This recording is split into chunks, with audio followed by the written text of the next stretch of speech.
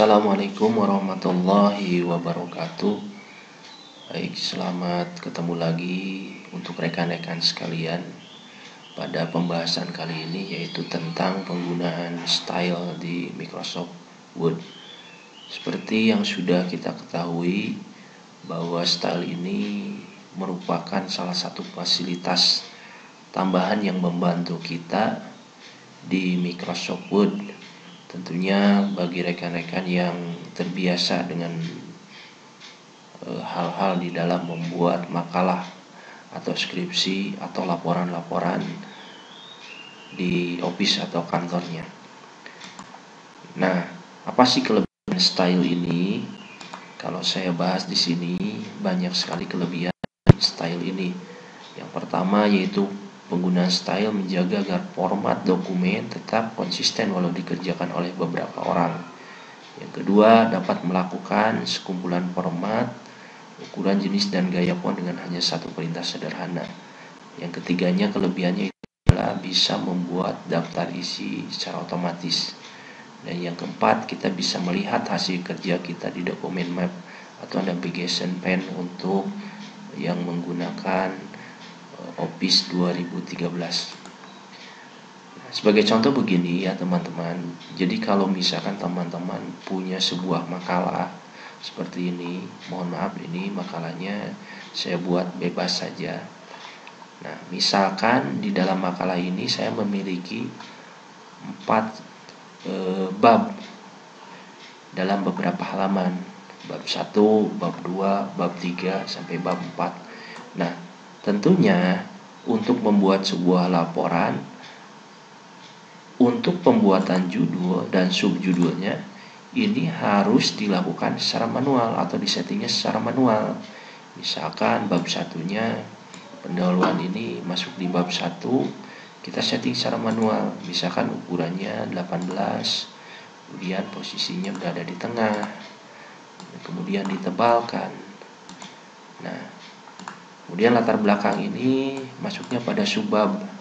Yang kita buat misalkan nomornya yaitu dengan 1 titik misalkan seperti ini. Nah, kemudian diberikan nomor lagi, misalkan ukurannya misalkan saya kasihkan 12, kemudian ditebalkan. Nah, yang terjadi adalah kalau dibuat secara manual ini akan memakan waktu yang sangat lama, sehingga kita harus men-setting satu-satu dari setiap subbabnya. Nah, ini tentunya akan membuat repot bagi siapa saja yang membuat makalahnya tersebut. Nah, oleh karena itu kita bisa menggunakan fasilitas style yang ada di Microsoft Word ini. Nah, untuk memunculkan stylenya kita bisa menggunakan quick style yang berada di posisi sebelah kanan. Kita munculkan box stylenya. Ini adalah box stylenya. Jadi kita bisa tahu nih di sini. Di sini ada fasilitasnya, ada heading 1, heading 2, heading 3, ada posisi normal juga. Maksudnya apa heading-heading ini? Heading-heading ini adalah merupakan bagian dari style yang fungsinya adalah untuk mengatur judul dan subjudul tersebut. Nah, nanti hasilnya bisa teman-teman lihat di sini. Klik di view pada menu barnya, kemudian ada navigation pen. Nah, sehingga akan muncul jendela navigasi di sebelah kirinya. Nah, apa-apa atau hal-hal atau judul atau bab judul yang telah kita setting di style maka akan dimunculkan di navigation pen ini. Nah, apa sih bedanya antara heading 1, heading 2, dan heading 3? Nah, heading 1, heading 2, heading 3 ini adalah merupakan sebuah kelompok yang fungsinya adalah sebagai contoh misalnya heading 1 ini adalah untuk judulnya. Jadi kalau saya klik di sini pendahuluan, saya klik heading 1-nya, nah akan muncul seperti ini. Akan muncul babnya secara langsung. Nah, latar belakang ini misalkan masuk pada heading 2.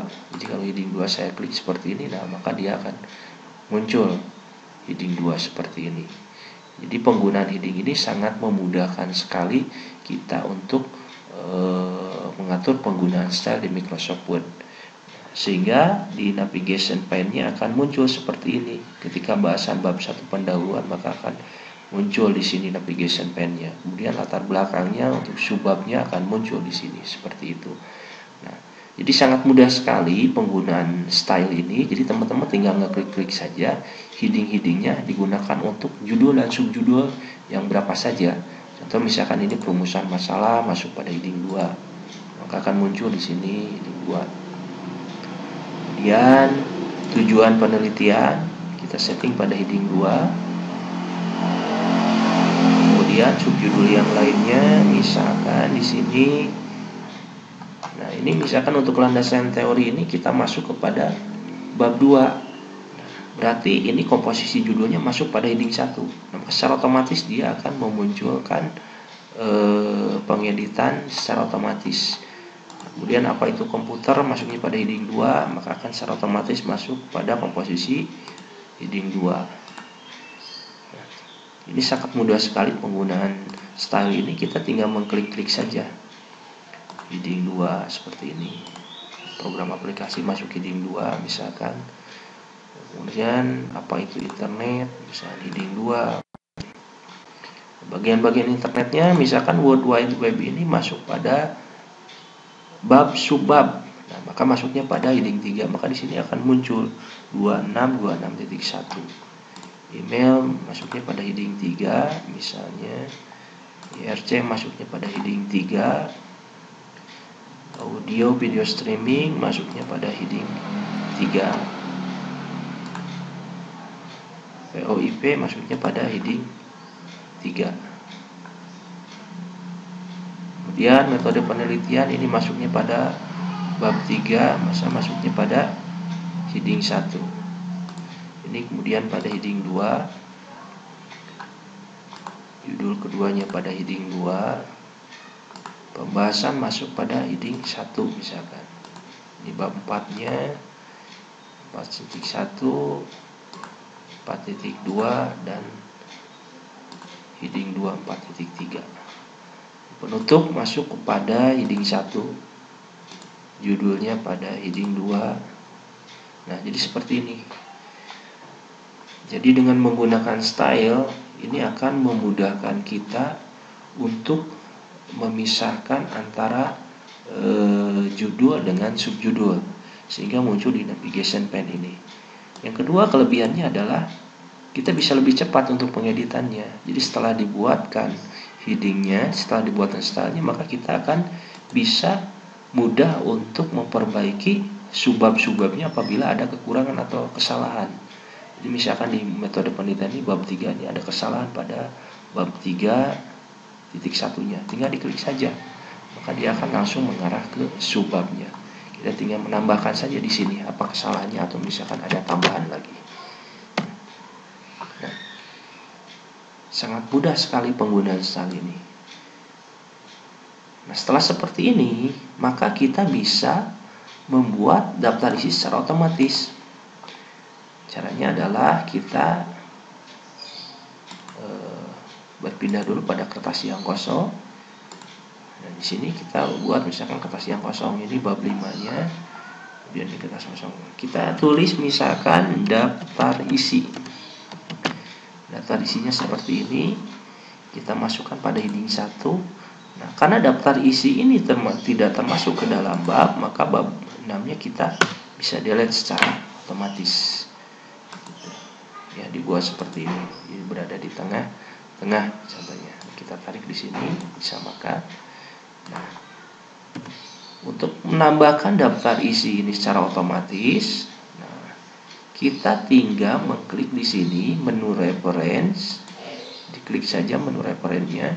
Kemudian ada fasilitas table of content.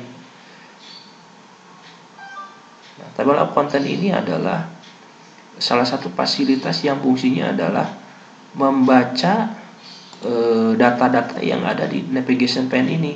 Sehingga navigation pane ini yang sub-judul ini nanti akan kita buatkan menjadi sebuah daftar isi.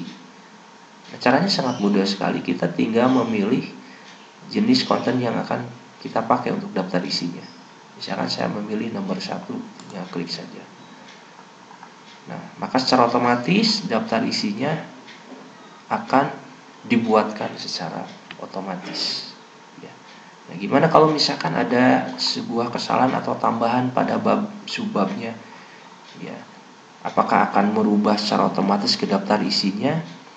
Nah, langkah untuk memperbaiki seperti itu, maka daftar isinya kita buat atau kita hilangkan terlebih dahulu, karena si table of content ini tidak bisa membaca perbaikan data secara otomatis. Jadi makanya untuk pembuatan daftar isi ini teman-teman harus makalahnya ini harus benar-benar jadi atau benar-benar dibuatnya tidak ada editan lagi. Nah, setelah dibuat seperti ini, barulah daftar isinya bisa dibuat secara otomatis. Baik, mungkin itu saja penggunaan style dan pembuatan daftar isi secara otomatis pada Microsoft Word versi 2013. Sekian dan terima kasih.